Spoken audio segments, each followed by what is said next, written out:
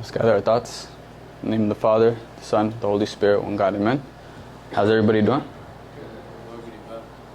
Good. So we're going to get right into today's lesson. Today's lesson is going to be probably the same length as last week, but we have a lot to cover. I'm going to try to cover it within the time we have so that we can get into our discussions after this. We're approaching this kind of end of I haven't really been... So let's backtrack a little bit. This series is about who? David, right? But it's also kind of about somebody else too. Saul. We've been kind of looking at both of their lives parallel with each other. Like, they're pretty opposites. Not in terms of action, really, because they both sin, they both do wickedness, they do crimes, they do evil things. But they're opposites in terms of how they react to these things. And we've been kind of like walking with them almost throughout this time period. And as we've been doing this series, we've been kind of identifying ourselves like with them, right? A lot of times when we read the Bible, without like the knowledge or the background behind it, like we just see it as like stories, just like things you read and okay, that's cool, okay, that's nice. But hopefully through God's grace, through this series, you're seeing how similar we are to these people in the Bible. How although thousands of years have passed since then, human beings are still essentially the same. Yes, technology and stuff has advanced. There's access to different things, new things. But at its core, human beings have this like affinity towards like sin. We do these sins. So the purpose of reading the Bible is to see how to respond to these sins. The purpose of Christianity is not to like never sin, because we can't do that. It's to rely on God in the midst of your sin, to get back up when you fall, right? That's why David is a man after God's heart, someone who got back up after he fell a lot of the times, right? So we're going to pick up and kind of end the first book of Samuel. So I haven't been really like telling y'all what chapters we've been going by, but just so y'all know, so far everything has been found in 1 Samuel. If y'all want to like read this for your own and see how it went down like through the text itself, 1 Samuel. But after today, we're wrapping 1 Samuel up. And then we're going to get into 2 Samuel starting next week.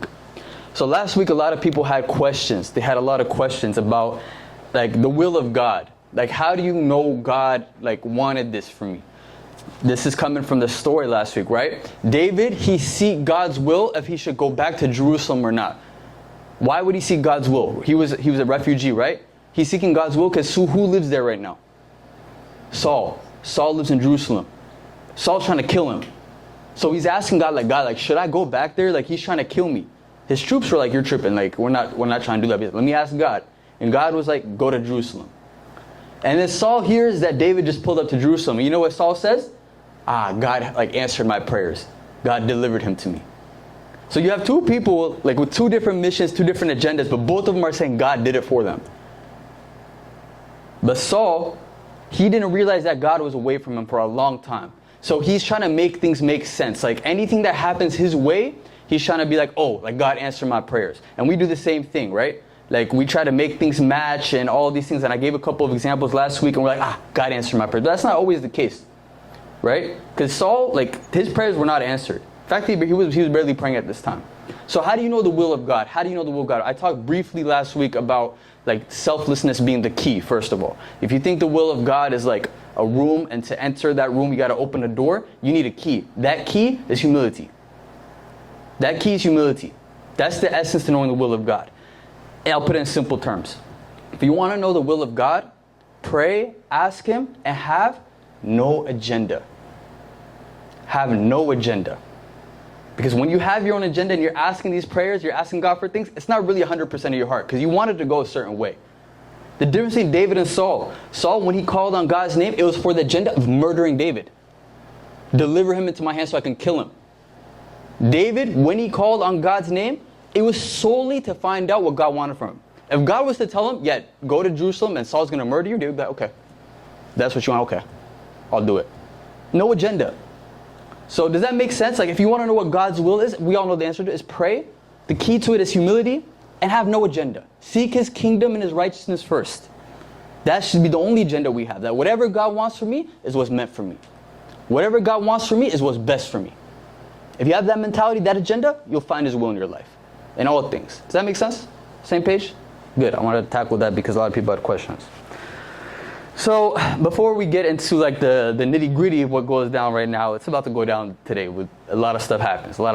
But prior to that, we got to pay our condolences. A great prophet He dies in the beginning of this chapter.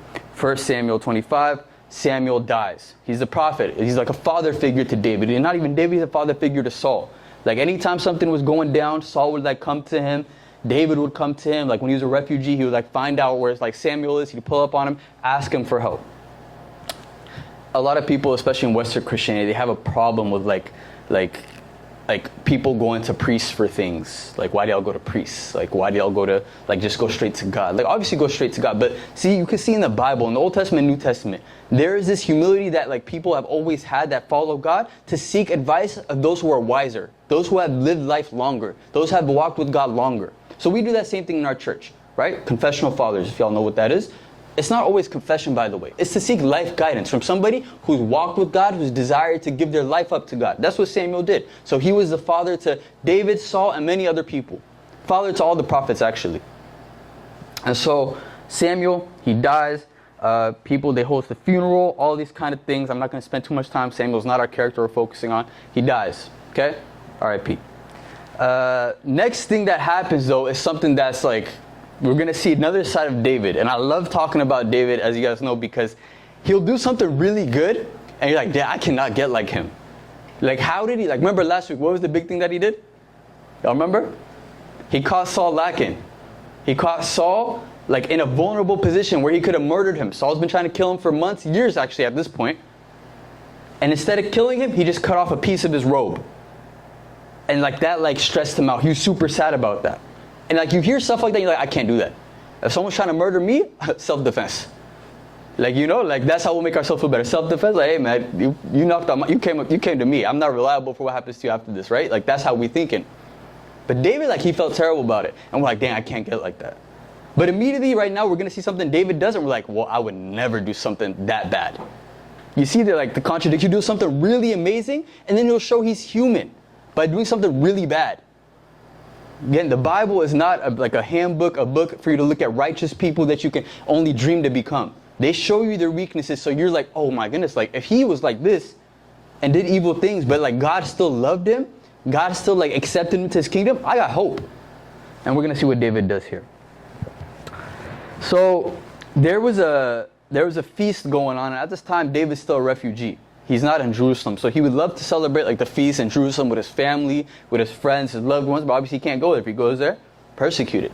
So he's in this foreign land, and he hears about this like rich dude named Nabal, and he writes him a letter. He's like, dear like Nabal, like your honor, like I know you're an amazing guy. I heard amazing things about you. The feast is coming up. Like, do you mind looking out for me and my like troops? Remember, he has like 400 troops now. Remember those distressed people that came to him? Y'all remember that?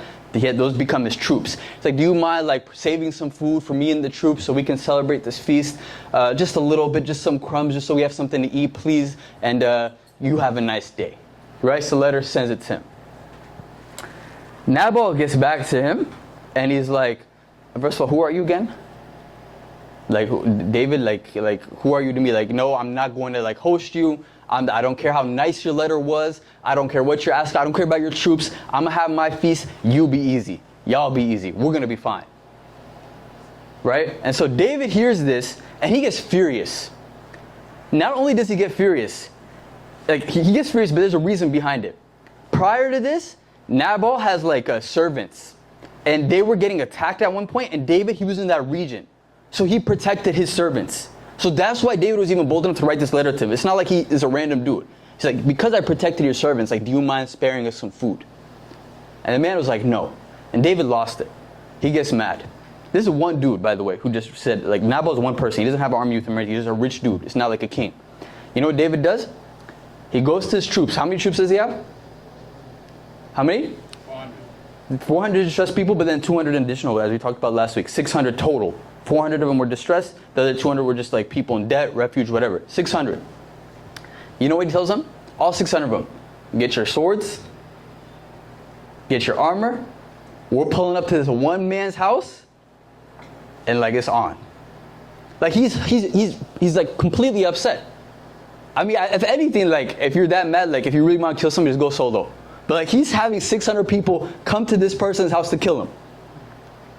And so they're getting ready. They're getting to go. David's like, he's not thinking clearly right now. Because think about it. Like, he's like, like, I'm a refugee. I'm taking care of all these people. It's a feast. I took care of your people, and you're not letting us eat with you? It's like really disrespectful to him. So word gets back to not Nabal, but his wife. His wife at the time is a woman named Abigail. Abigail. Anybody named Abigail in the crowd? This is where that name comes from. So Abigail, she's like a woman of God. She kind of got, this is what history like kind of says, she kind of got wife to Nabal just by like arrangement. Like he's a rich dude, he can kind of just like pick who he wants to marry. She didn't really like him. She knew he was a jerk. Like Nabal would just like, he would like not like give food to the homeless. Like he would just like he was, what's that word when you're like, he was gluttonous, all these kind of things. He wouldn't like give to the poor, nothing like that. So she didn't like him. She's like, I have no choice but to be here, so I'm gonna be here.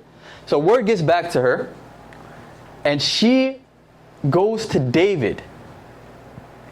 And she like, before she goes to him, she packs a bunch of food, a bunch of drinks, a bunch of berries, all these things, a bunch of water, gets on her donkey, goes to David, bows down to David, and says, please don't make this mistake. I don't really care about Nabal. I couldn't care less if you kill him. But I know this is a sin before God. Don't do it. She like back then when you referred to a king or like if somebody higher than you call him Lord, so she referred to him as Lord. She's like, Lord, like please don't do anything. She calmed him down. And it says this about Abigail. Abigail was wise and beautiful. Wise and beautiful. So if I told y'all that she does not like her husband, she knows by the way, she doesn't like him just because like he looks funny. Like that's not the reason. She doesn't like him because he's clearly against God. If she doesn't like him, doesn't it make sense to allow David to do it? To like kill him? Why do you think that's a force. She got all the food that she could carry on herself, went on a donkey and went all the way to find him. Why would she go through these measures if she didn't like him? She didn't like her husband, why do this? For what? Because she's a good person. Christianity is not about like what you deem is like justified, what you deem is righteous, what you deem is deserved. It's about standing for what's right or wrong. And she knew David, he's about to make a mistake, so she stopped him, and David ends up glorifying God for sending him Abigail. Here's the thing. Anytime we're about to make a mistake, when we're about to commit sin, when we're about to do something we don't do, God always sends us an Abigail. Abigail, look at Abigail as a way out. He always gives us a way out. 1 Corinthians chapter 10, verse 13. God is faithful, who will not allow you to be tempted beyond what you are able, but with the temptation will also make the way of escape. If you really think about it, if we take a moment to pause, and we think about those moments we found ourselves in situations where like, how the heck did I end up here? It could be sin, it could be a weird situation. If you think about it deeply, you could think of Abigail in that situation. Where you could have been like, dang, if I moved this way, this would never have happened to me. If I just listened to this person, this never would have happened to me. There's always an exit door. True story. I'm going to expose myself, but at this point, I do this every week, so who cares? Back in the day, like when I was younger in college, before I was really like, met Jesus, whatever you want to call it, I made some mistakes. At this time, you guys know the term I use, by the way? What's red cup? What? Red cup? Gathering, thank you. I'll give credit to somebody else. I got that term from somebody else. Gatherings. I'll go to gatherings. Y'all can fill in the blank of what that means. I'll go to gatherings and these kind of things. Remember, OTYG didn't exist at that time. If it existed, I wouldn't be, So I would go to these gatherings, and this specific time, we're at this gathering and it's packed. It's like this little house gathering. It's packed. People, they're drinking juice, whatever, they're doing their thing. It's going crazy. And I'm having a good time. I came with my cousin, I came with my friends. My cousin we're like this. At the time, we stick really close together. Everybody's having a good time, but the thing about like Seattle gatherings is like you'll get people from like every different like walk of life. Like there'll be an Amazon worker, and then there'll be like somebody like not an Amazon worker. Like, you know what I'm saying? Like you get people from different places. And like we're just having a good time, and like towards the end of the like, by the way, anything like bad that happens at gatherings always towards the end. Like just for some reason people just don't want to go home. They just like something happens. Towards the end of the gathering, like somebody yells, like there's like a fight going on. It's like, if you step on my shoe one more time, and if you hear that at a gathering, just go, leave. At that point, it's like it's not worth it. And like somebody like stepped on somebody's shoe, and he's like frustrated, he's upset. Another person is like, first of all, I didn't mean to step on your shoe. Like, first, you're wearing black Air Force. I don't care about your shoes. Like, they're like going back and forth. At this point, he's like, all right, you got to see me outside. And so I have my friends there, and I have my cousin. My friends are like, like, I'm not going to tell you where this gathering was, but if you knew, they're like, let's not go. Let's not go outside and watch what's about to happen. Let's go home. Like, ride with us. Let's go home. And my cousin was like, bro, we got to see what's going to happen. Like, let's check it out. Like, who knows? Like, he's like, did you he's like, you know, like, let's check it out. And so I'm looking at my like friends, and I'm looking at my cousins. I'm just like, what do I do? And I'm like, go to my friends. I'm like, y'all get home safe. I go with my cousin. And I'm like, yo, let's be safe. Like, you know, I don't know what's going to happen. Let's stay far back. Like, I'm thinking about my future wife and kids. And I'm like, let me not like risk anything just to be safe. And we're really far back. And like, I'm like far enough where like I feel comfortable, but close enough where I can like see what's happening. And so like they start having a tussle, or like they start fighting. They do their thing. And the dude like who stepped on the shoe, like he actually won. And so that dude is like pretty embarrassed. Like first he stepped on my shoe and then he beat me up in front of everybody like surrounding us. And it didn't look good. And y'all know what happens next. He walks away and I'm thinking like, oh, and this is how he go. Like he's gonna go like pray or something. Man comes back and like you know what happens. Like there's shots and all these things.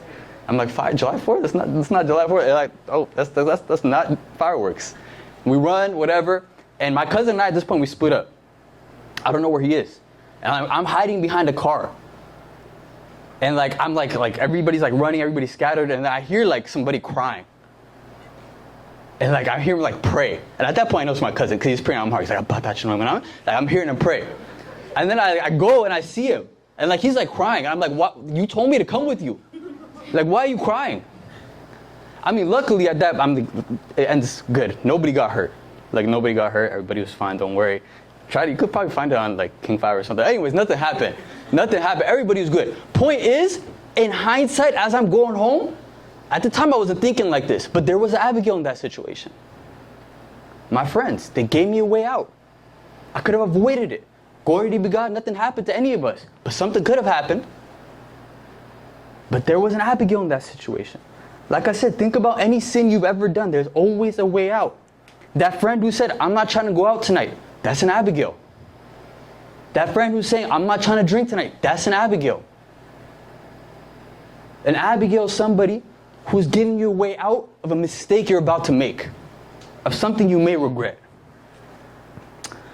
So because she does this, Dave is like, wow, you're like a man, like a woman of God. Like you really calmed me down. You're absolutely right. What was I thinking? Like, Lord, have mercy on me. Like, will you marry me? And he asked her, like that's how they moved back there. It's like, anyway, she's like, will you marry me? And she's like, yeah, let me like go back and tell like the dude that I'm gonna marry you. And she goes back to tell him, and like as she pulls in, he's having like a feast, a party, like he's drunk and all these things. And she's like, I had enough of this. Like, she's like, by the way, like David, like I'm rolling with him now. And so she leaves him, and he's like, wait, and like it says like his heart like started to hurt. And then like 10 days later, he passed away. Fathers say like he had a heart attack. Fathers say whatever, stress, something like that, passed away. Don't get caught up in the world and ignore the Abigails that God sends you. This man had an Abigail next to him at all times. But he was so caught up in the world, the food, the partying, the drinking. And eventually, remember, God sent this Abigail. He put this Abigail in his life to kind of correct him. And he was not willing to be corrected by God. And his life was the price of that.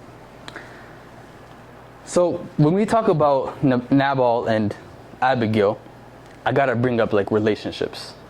I have to. I always do. Ladies, don't settle for a Nabal. Don't settle for a Nabal. This man, if you look at it from the outwards, successful guy, rich in Israel back then. Like this is like blessing. If you think about, if you're not thinking about it in a godly way, he's a rich guy. He can have feasts. He has servants. Why not? He's missing God though. You know, he like good. It doesn't matter if he has a good job. Forget if he works at Microsoft. If his heart's not like pure, like why? Why? Sorry to the Microsoft. We're just they're all looking at me like I was like seriously though. Even if he comes from a good family, he like I'm not gonna say that. I was gonna say deacon, but let me not go down there. Like all these things, they're good things. They're good things. But if they're missing God in their hearts, what's the point? What's the point? No point in that. Find a person, like not the external, but he's internally wise. He's a leader. He's compassionate. He's passionate. Not about world, he's passionate about you. These kind of things. Those are the things you look for. These are the virtues. Guys, don't worry, I got you. Don't settle for a non-Abigail. Don't settle for a non-Abigail. Someone, like I said, what did it say about her? She was like beautiful, but she was also wise. Let's be honest, the attraction at first sight is a real thing. But find a girl who's not as beautiful inside as she's outside, but even more beautiful inside. Those things matter more than, those things get you through life with a person. Those things make you go through the arguments, the fights, the stress. Those kind of things are what matters. Think about her. Abigail. David, is he up or down right now in life? He's down bad. He's a refugee. He's like taking care of 400 people. And she's like, yeah, I see you're a man of God. I don't care about the other stuff. You're a man of God, that'll take us places. And so they get married. There's this church father who says this: there's nothing more regretful nor more dangerous than for a man to be his own counselor. Nothing more dangerous than for you to be your own counselor. One of the reasons in our church that people get married is to have another counselor. Someone who can see the weaknesses that you're too arrogant to see about yourself, to correct you. If you're constantly going with what you think is right, good luck in life. Good luck in life. Proverbs 31. A wife of noble character who can find? She is worth far more than rubies. Her husband has full confidence in her and lacks nothing of value. Saying a wife of noble character is worth more than anything in the world. Why? Because she can correct you. She can guide you. She can bring you closer to the kingdom of God.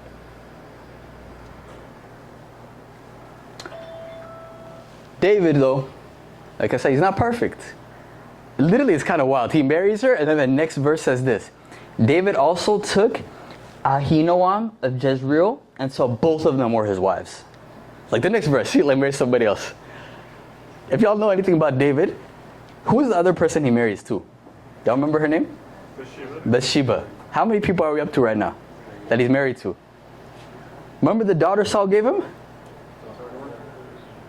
Right now we're at 3. Right now we're at 3. Spoiler, there's more. 3. Now the question arises: does God support polygamy? Remember, David's a man after God's heart. It's what the scripture says. But he has 3 wives right now at the same time. Does God support polygamy? Then why has lightning not hit David yet?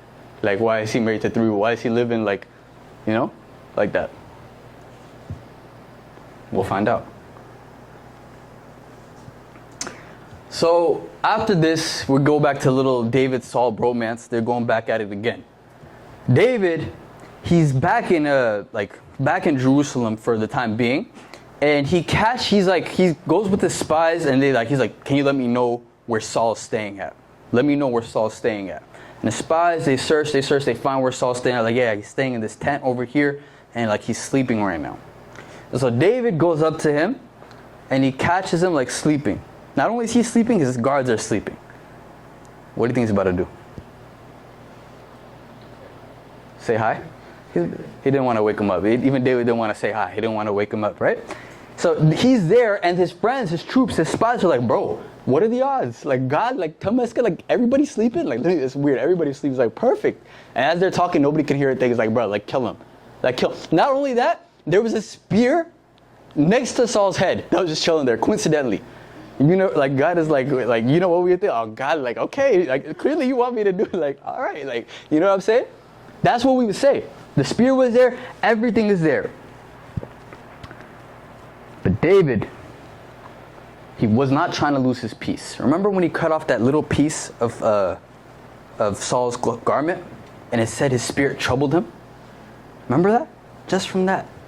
See what the devil does? He's trying to get David to lose his peace. He was stressed out about cutting just a tiny robe. But now he's tempted again to murder him. Imagine if he did it. If he was stressed out about that tiny piece, what kind of trouble would he go through after killing him? What kind of despair would he fall into if he did it? The devil is trying to get him to lose his peace. And you know what David says? I'm not going to kill him. The Lord will kill him. The Lord will strike him. Or his day will come and he'll die. Or he shall go to battle and perish. But vengeance is of the Lord. But vengeance is of the Lord. I don't want to do it. Let's be real. If we were in that situation, we'd be like, okay, but you're testing God right now. What are the odds there's a spear next to his head and everybody's sleeping? God is clearly saying, kill him. That's what we say. I mean, all of us were religious, right? So we're not going to be for no reason, kill him. We'll be like, oh, I'm pretty sure this, it makes sense to kill him. What are the odds all these things are lined up for you? Perfect opportunity. Here's the thing. If God wants to do something, he does not need us to do it. It'll happen. It'll happen. You know, one of the most misunderstood verses is faith without works is dead. Y'all know that verse from the book of James? Faith without works is dead. Very misunderstood verse. Why? Because we fail to understand what works is. We fail to understand what works is. We know what faith is, but works we don't understand. When we think of works, we think of stuff we could do with our own effort, our own energy, our own plans, our own time. That's not the works that this is talking about. Is prayer a work? Is prayer a work? Absolutely. It is a work. Do you know the internal struggle it takes inside you to pray? That's work. That struggle within David. You don't think David was thinking I could easily kill him and I could just be the next king and I'll be peace. You know what kind of internal work he was doing to calm his soul, to calm his anger? He was working. This is the holy kind of work that this verse is talking about. This is the work. Our version of work is putting our trust in our own efforts. That is our version of work. When you combine prayer with faith, you get trust. And the greatest gift you can give God is trust.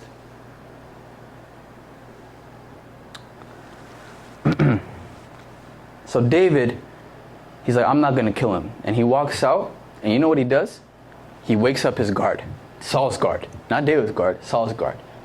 He's like, how dare you fall asleep? This is the king of Israel right here. And y'all are sleeping? What if something was supposed to happen to him? What kind of guards are you? What's wrong with you guys? And the guards is baffled. And Saul, he hears it. And he's like, David, is that you? My son, David? Is that you? I heard you. You're looking out for me? And David's like, bro, I've heard this story before. You did the same thing when I cut your robe. I'm not your son anymore. You know what I'm saying? He's like, I've seen this before. And he's like, he goes back and starts talking. He's like, Saul, why do you keep trying to do this to me? It's I'm nothing. I have nothing against you. I want to see you win. I want you to repent. I want you to be back with God again. I don't want your throne. I could care less. I'm a shepherd. At the end of the day, I was a shepherd. That's who I am. That's who I'll always be. Why are you so worked up against me? Why are you so worked up? And Saul says, I have sinned. Come back, David, my son, because you consider my life precious today. I will not try to harm you again. Surely I've acted a fool and have been terribly wrong. You know what David says? I'm good. And they went their separate ways. Because David knows. David knows that Saul, he's not stable right now. Not mentally he's not stable. A. B, he's not right with God. So how can he trust something that's coming out of someone's mouth that's not right with God? It's it's cool. Let's just go our separate ways. So they go their separate ways. David, he stayed true to himself. When he could have killed Saul, he stayed true to himself despite what the world threw at him. Crazy is you know what's crazy to think? At a point in our lives, we were all like David. We were all like David. I'm not talking about last year. I'm talking about when we were kids growing up. I'm talking about that innocence. I'm talking that purity. I'm talking always turning the other cheek. I'm talking never thinking to repay evil for evil. I'm talking about repaying evil for good. We were like that at a point of our lives. We were like that. But after the world threw all this stress at us, after the world threw all this drama at us, after the world threw all this sadness on us, we've lost that. But David, he stayed true to himself his whole life, despite what the world threw at him. We were unable to stay true to ourselves. Who's ourselves? Made in the image of God. We were unable to stay true to it. But luckily, through repentance, through confession, we're able to get back to our inner child.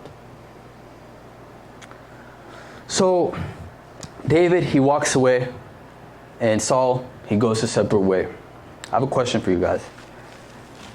Do y'all think, would you say David's on a spiritual high right now? Y'all know what a spiritual high is? Like when you're just I can't wait to pray today, later, and all these things. Do you think he's on a spiritual high right now? Can y'all nod? If you do. I mean, look what he just did. I'm not talking about worldly high. I'm talking spiritually high. You just spare someone. You know when we do a nice thing, we give a homeless person some money, we're God, do you hear me? You know what I'm saying? When we do something like that. David just could have killed him and everybody would have done it. And he's I'd rather follow God, and didn't do it. Do you think he's on a spiritual high right now? No. It wasn't. Again, this is another one of the reasons why I love the Bible. Because after he did this, we're going to see that his struggles really start to weigh him down. Because he's a person. Y'all ever realize, have you noticed this? You will have that period of a spiritual high, then everything just starts tumbling down, and it's just you just lose everything. Everything, you were so close with God. Prayer life was magnificent. Church life was great. Fasting was excellent. Relationships, friendships, they were all great. You're on a spiritual high. But then something happens, and another thing happens, and it's an avalanche, and you lose it. David, he starts to lose it. It says this. 1 Samuel chapter 27, the first verse says this. Now, I shall perish someday by the hands of Saul. Now he's at this point, he's going to kill me. What the heck? He's not going to stop. Now I shall perish someday by the hands of Saul. There's nothing better for me that I should speedily escape to the land of the Philistines. So Saul will despair of me to seek me any more in any part of Israel, so I shall escape out of his hands. He's tired. He's Saul, he's going to kill me. Let me just go to the Philistines. If you don't know what Philistines are, they're enemies with Israel. He's let me just go there. Let me try them again. Let me just try to stay there. And maybe I can just start a new home here. Forget the king stuff is fine. I'll just be a peasant there. And at least I won't have to worry about dying. And if I'm there, maybe Saul won't chase me anymore. This is the same David who beat Goliath. Remember that faith that it took to beat Goliath? Nobody's I don't want no problems with Goliath. This is the David who's my God got us. This is the David when he's tending to his sheep, when he's guarding his sheep, when there was lions and bears trying to attack his sheep, he would take pebbles and slingshot and attack them to protect his sheep. Faith in God. This same David was you know what? I give up. So he flees to the land of the Philistines, and he lives there for 1 year and 4 months. He lives there for 4 months. He said, I'm tired. I need a break. Y'all ever have felt that way? You're trying so hard to hold on God, and eventually I'm just tired. It didn't say he stopped believing in God. He had faith in God still, but he's tired. We get to that point too. We're I still believe in you, God, but I'm just tired. I can't pray anymore. I'm just tired. The fasting, I can't do it. Church, can't do it. I'm tired. David, just like us, he got tired. He's thinking, I have a wife now. 2 of them. More of them, actually. It's I got troops to take care of. Saul's chasing after me. Let me just settle down in the Philistines. I'm tired. Y'all know what the issue is with this, right? This is not like a small thing. Back then, the Jews, they had a huge thing against the Gentiles. Not because of just oh, they smell bad. But because of commandments from Moses, you're not supposed to mix with the Gentiles. You can't walk with them. You can't be within a certain distance from them. You got to stay away from them. This man decided to live with them. It's a huge deal. It's a huge deal, especially in God's eyes. That's a huge mistake, a big mistake. Arguably just as big as any mistake Saul has made. Big deal. He decides to, imagine, what are enemy, I don't know this guy knows, what are, 2 enemy nations, in the world right now? Russia, Ukraine. Russia, Ukraine, okay. I should have said that. Now I feel okay. Anyway, Russia and Ukraine. That's like the president's like becoming like best friends like tomorrow or something. Like just like whatever. Like without even like squashing anything, just becoming best friends, whatever, something like that. Like that's what David is doing right now. Enemies, the number one enemy of Israel. He's like, I'm gonna live with them. This is a land of idol worship. Remember, like I said, he didn't doubt God. He knew God was there. He's like, I'm just tired. David, here's the thing. Although this is a mistake for him, we know he's a man of God at this point, correct? Like we can point out the mistakes, but we see what he's done. He's a man of God. Sure enough, he'll bounce back. But what about the troops with him? He's the leader of those troops. He may bounce back. What about the troops that he's responsible for? Not so likely. If they live with them, what do you think is going to happen? They're going to adopt their worship. They're going to adopt their practices. They're going to lose their Jewish tradition. David may be strong, but it's not just him anymore. There's a lot of troops behind him. They may not be as strong. Don't be a stumbling block for your neighbor. Don't be a stumbling block for your neighbor. You don't know what your neighbor is struggling with. Like, what do people do, right? If there's somebody who's like addicted to, like if you have friends or if you know anybody, just common sense, right? If somebody's addicted to drugs, what do you not talk about around that person? Duh. What do you not bring around that person? Someone's addicted to alcohol. What do you not talk about? Alcohol. You don't bring alcohol. If there's a party, you let them know, hey, we're doing this like gathering, whatever, at our house, no alcohol. We're just playing Uno. You let them know that. Why? Because that's their struggle. You don't want to put them in that situation. You don't want to be a stumbling block for them. Sin is an addiction, and we all have our own cravings. We all have our own addiction to this sin, our own unique type. This is why I urge every one of you guys, find somebody you can be vulnerable with and explain to them, not just like how your day was or what icked you, whatever, like what your spiritual struggle is. So they know what your triggers are and they can hold you accountable and protect you and shield you from your triggers. That's what it is to be like a good friend. Like we talk a lot about David and Jonathan. This is like the virtues that they had for each other. Be vulnerable with each other. Support one another. David, he acted in panic. He acted in panic. The worst decisions in life are made when you're panicking. Before you make these decisions, step back, analyze the situation, and think positively. It's easy when you're mad just to think the worst of the person. Just to think they're out to get you. Just to think they're doing this on purpose, whatever. Like Saul, like he's mad, right? And he's convinced David's trying to kill him. But imagine if he just stepped back for a second, outside of his anger, analyzed the whole situation with David. Not just analyzed it, then went to God about it. Imagine how different history would have been. How the heavens would have rejoiced for Saul's life.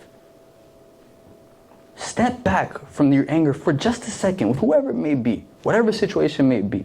Analyze it. Go to God about it. Fast about it. Why do you think we fast in our church? It's a fast right now, correct? For this exact reason. For this exact reason. This fasting is a way to step away from the world, analyze your heart, and like fix the things that need to be fixed.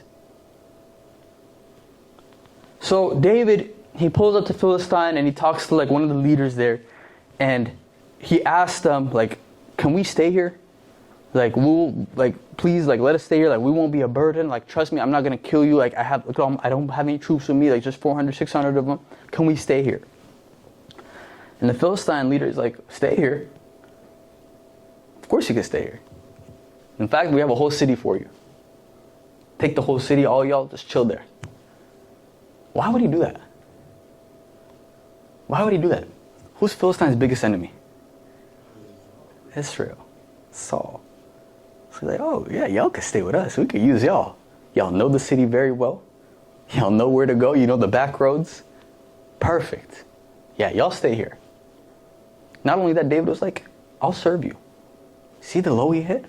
I will serve you. Who's he supposed to serve? God. He told him, it's written, I will serve you. This is David. How do you think though, like David, this is a spiritual person. We can look at him like in this lens or whatever. But how about the other 600 people?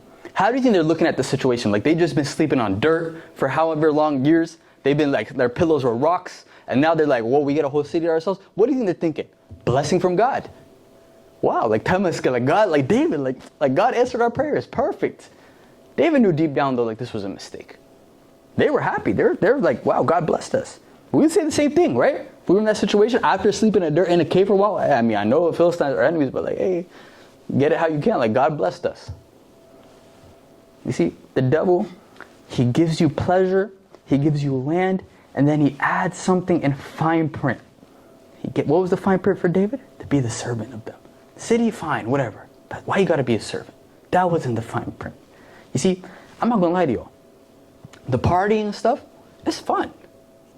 It's fun. It gives you pleasure. But what's the fine print? The partying becomes your master. And you cannot serve two masters. That's the fine print. Like, if you imagine if you went to like the club or something, and it says like, when you walk in, the devil is now your master. Like, who's walking in? Okay, like, let's go home. Like, you know what I'm saying? But that's why it's not written there. It's in fine print. It's in fine print. Success is your career. Like success in your career, success in your career, that's great. That's great, it's awesome. But what's the fine print in that sometimes? Your career becomes your master. You see? Like the devil, he gave him, like, he did give him the city. But the other people who weren't as spiritually mature, they couldn't see the fine print. David, though, he knew what the fine print was. But he's desperate. He's at a low. He had a spiritual high. He's at a spiritual low. And then also, it says Saul, he stopped chasing him after this. So again, you'd think blessing. After this, it says Saul stopped chasing David.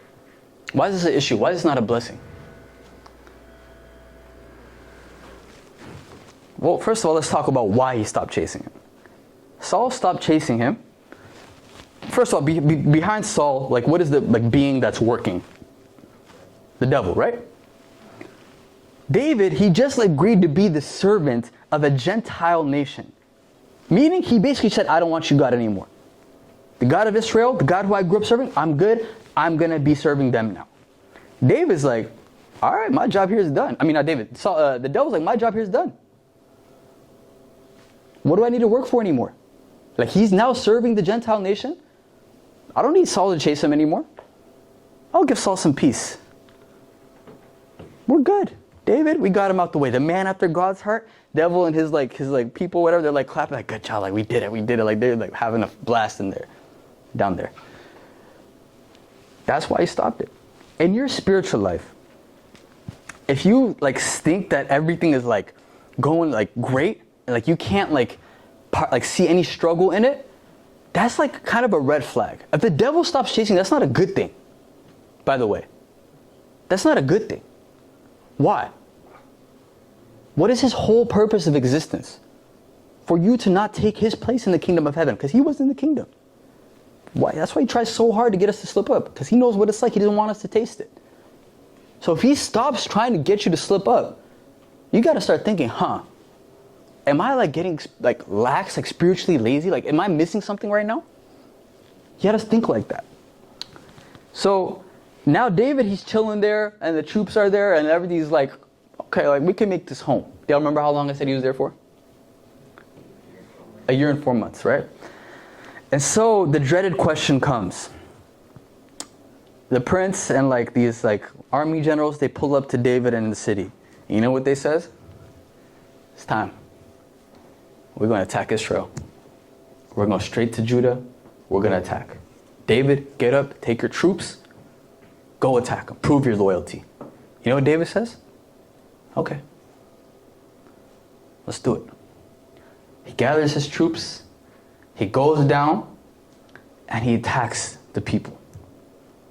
But not the Israelites. He made sure to specifically identify those who were not Jews or Israelites, and he attacked them. And he came back, and they're like, did you attack the Israelites? He's like, yeah, like we went down south and attacked around there. He's like, no, like the Israelites, yeah, like around that area. Like, you know, like trying to like finesse it. Like, yeah, we went down like around the corner, whatever, we attacked. He couldn't do it. Because like I said, in his heart, he knows what he's doing is wrong. He's just desperate. But he couldn't like get himself to kill his people. Didn't do it. So he came back, he lied to them essentially, right? He lied to them. And the guy, he believed him. He comes back again though. He's like, you know what we're going to do this time? We're going to attack the Israelites, and me and my troops are going to come with you. And so, David, at this point, he's sweating. He's like, oh my goodness, like, because there's only few of them, right? There's only 600 of them. There's a bunch of other troops. He's like, if we attack them, we're going to lose. But then I'm going to have to go and attack my people, my family. The people who God told me I'm going to be king of one day. I got to attack them. And he's sweating. He's like, I imagine like how many like our fathers he was saying in his head before he got there. Like he's like freaking out. And then some princes of the nation, they like come on their horses, whatever, and they pull them over.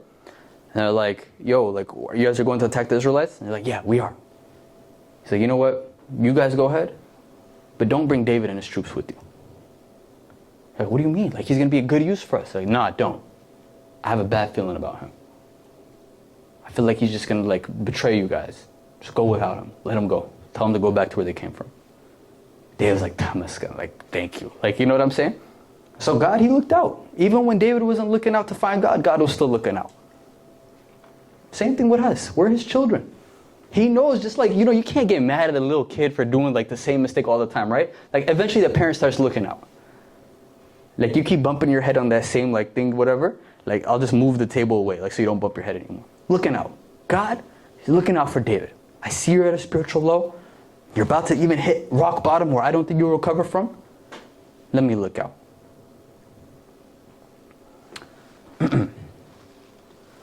So, next chapter, I'm going to wrap up in about 10 minutes. So we have about 30 to 40 minutes of discussion because we got to get through this, right? We're a little behind in the series, so we're going to keep chugging.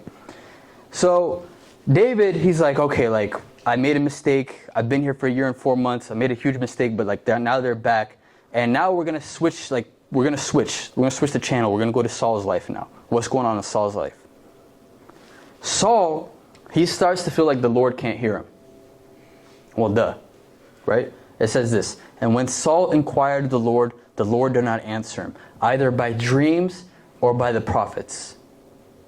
So Saul, he's like trying to talk to God. He's like, God, like, should I go to war? What do I do? Remember, Saul, he's like us. He's like too consumed by his job as a king, as a ruler, but he's still like in his conscience, he knows God is there. Right? He's not an atheist. He's not a non-believer. He believes in God, but like he's so consumed by his career as a king, he's not really ready to give up his heart. What does the Bible tell us, right? You cannot serve two masters, right? Either you will like you'll love one and you'll hate the other. And Saul, he's trying to juggle both.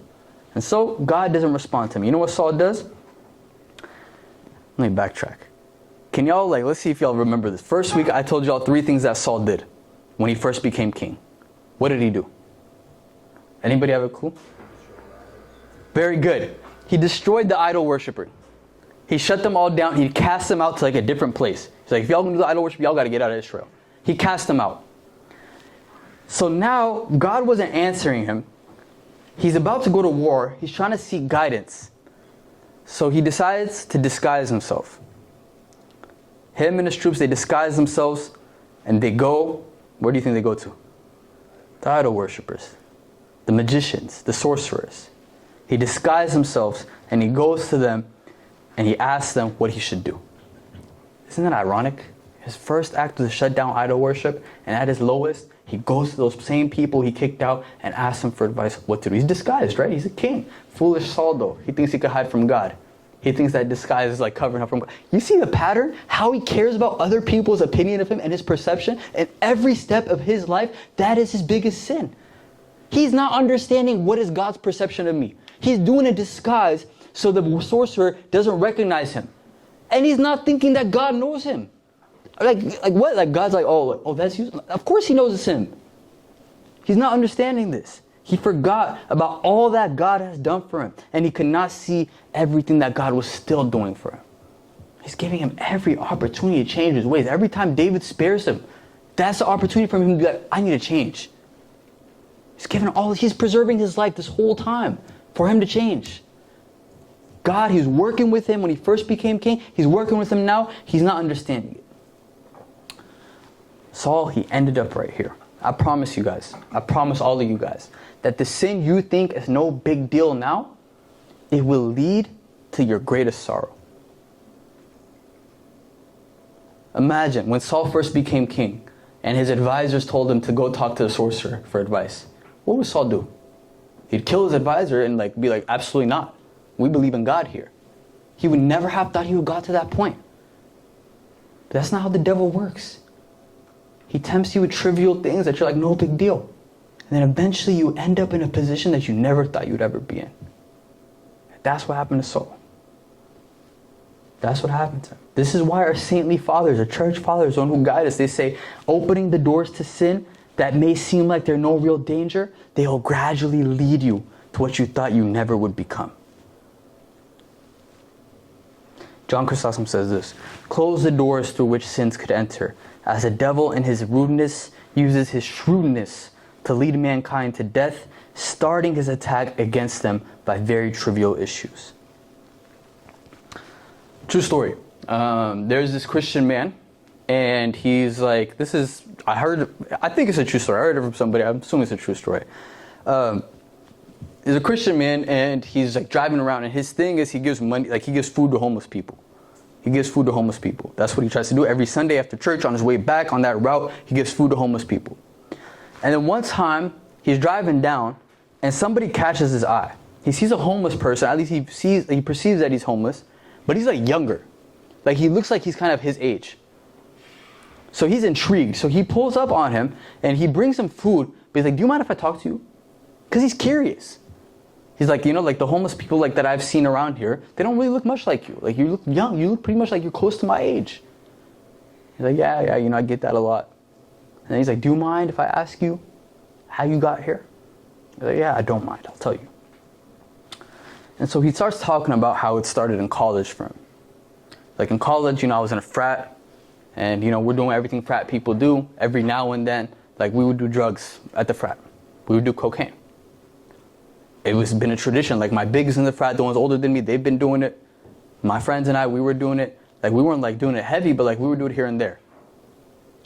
And then he's like, eventually, I started doing it even when they weren't doing it. Like it wouldn't even be a party day. It would just be a normal school day, and I would do it. And I would look around and they're not doing it, and I would get mad. I'm like, wait, why am I like so like into this, but they're not? You know how some people have like addictive personalities, they say? He said, why am I like so into this? And he couldn't figure it out. And so he keeps doing it. And he ends up like failing classes. And they warned him that if you fail like in the next quarter, we're gonna have to like kick you out. He fails the next quarter. 2 quarters back to back, failed all classes. Why? When he's supposed to be in class, what do you think he's doing? He's addicted. The addiction is developing. He's a college student. So he goes back home to his parents. And he's there, and like he's same issue. And one time his mom, she finds like the drugs under his bed. She warns him. Eventually, like, you can't stay here anymore. Kicks him out. Then from time to time, he's like hopping from friend's house to friend's house. They're trying to help him, but he can't really get help. And eventually, like, you got to go somewhere else. And after that, this is where he ended up. And so he tells the dude that pulled up on him, he said, "Stay in school, choose your friends wisely, appreciate the food, because I never thought in my life that I would end up here today. I was a college kid yesterday, today I'm here." Nobody ever chooses to be a murderer. It starts somewhere. It starts with anger, right? The anger builds up and then you become a murderer. All these evil things that we think about. Nobody's born a murderer. Nobody's born like a rapist. Nobody's born like that. These things, they build up little by little by little. And before you know it, you can't turn back. Saul, it built up. The man who shut down idol worshiping went to the idol worshippers himself. I'm going to jump a little bit so we can wrap up. So anywho, after David, like they tell him to get away because they don't want him to go to war with him. They don't trust him. They end up going to war with the Jerusalem, like in the Israelites. They end up going to war. And in fact, wait, who's they by the way? Let's see if you're all awake. Who's they? The Philistines. They go to war with them. Not only do they go to war with them, they really do work. They burn everything. They kill a bunch of people. A lot of people die. They invade the south. Everybody's crying. They capture both of David's wives who were there. Now it says this: "Now David was greatly distressed, for the people spoke of stoning him, because the soul of all the people was grieved, every man for his sons and his daughters. But David strengthened himself in the Lord the God." Everybody was like, "David, this is your fault. This is your fault. If we were never in the Philistines, like, something else would happen. Or if you at least let Saul kill you, like, we would have at least been able to protect our nation." Whatever, all these kind of things. But it says he strengthened himself in the Lord. Everybody's saying, it's your fault, it's your fault, it's your fault. Strengthen himself in the Lord. It gets worse. The war is going on. They kill Jonathan. Remember Jonathan? Who's Jonathan? David's best friend. It says their souls were tied to each other. They cried their eyes out when they had to be separated. They killed Jonathan. Not only that, they kill all Jonathan's brothers. And Saul, he's going to war as well. They end up killing Saul too. In fact, they don't really just kill him. So they throw an arrow, right? And it hits Saul. And he doesn't die. And he tells like the people with him, he's like, kill me. Kill me. I don't want to die at the hands of them, the Gentiles, the uncircumcised people. You kill me. Again, concerned about the outside perception. Rather than in his last breath saying, God, have mercy on me, kill me so they don't think I died at their hands. And they're like, no, we can't kill you, we can't kill you. So Saul, he grabs a sword and kills himself. And then the Philistines, they pull up on him, they cut his head off, they take his head back to the city, parade it around the city. We killed Saul. We killed Saul. That's what they say. I'm gonna wrap up with this. Saul spent his, this is a very like sad and tragic story, by the way. Very tragic story. A man who one walked with God, who believed in God, ended up like this. Saul spent his whole life trying to hold on to an outside thing. He spent his whole life trying to hold on to his kingship, to his perception, to people's opinion of him. Kept his, he did this his whole life. He held on to it. But that outside thing no longer belonged to him. All that work for what? For nothing. The moment that God said, let go, this kingdom will be torn from you, he became a madman. Public perception. Saul let these thoughts grow, and that was the issue. Deal with your sins while they're just thoughts. Don't let those thoughts fester. You know how we are, like with our friends, we talk crazy, we say things as jokes, we laugh it off, but really think about it though. Really think about it. Those jokes that you're making that you know are inappropriate, those comments you're making that you know are not the best comments to make, really think about it, because one day you could end up like Saul. God forbid. Because Saul, he never thought he'd end up like this. Look what happened. His kingdom, he became a thorn for him. What he once thought was a blessing from God became the biggest reason why he lost God. Next week, we're going to see how David reacts to the death of Saul, but even importantly, the death of his best friend, Jonathan. What's up, Alexander?